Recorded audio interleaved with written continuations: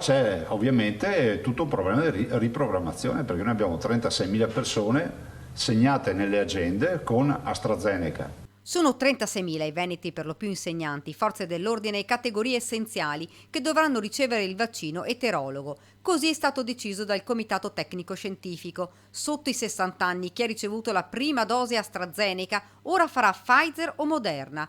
Il Veneto non ha mai fatto l'Open Day, ma ha scelto di vaccinare solo per classi di età e questo, dice Zaia, ci ha salvato. Ci ha salvato da un guaio che poteva essere molto più grande, perché se noi avessimo fatto magari come qualche altra regione, saltando dai 70, poi aprivamo i 40 e visto che c'eravamo utilizzavamo un po' di AstraZeneca per avere il magazzino evaso, eccetera. Oggi noi avremmo dei richiami in seconda dose molto più importanti di 36.000 dosi. Nei centri vaccinali veneti si sono presentate anche persone, per ora solamente 4, che hanno rifiutato di mescolare i vaccini tra prima e seconda dose. Tutto il balletto fatto a livello nazionale con AstraZeneca è a dir poco imbarazzante, dice Zaia.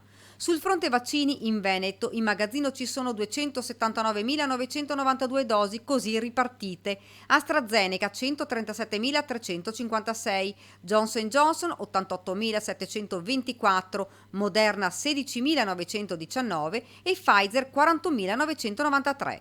Temo che a luglio non sarà così rosea la fornitura di vaccini, continua Zaia.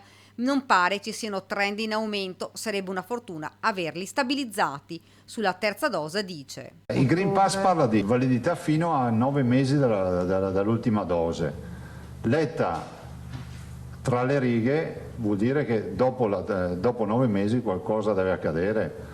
Allora, io penso sia impensabile che non ci sia un richiamo, no? Intanto l'assessore Emanuela Lanzarini ha spiegato che i farmacisti stanno ormai ultimando i corsi per poter vaccinare.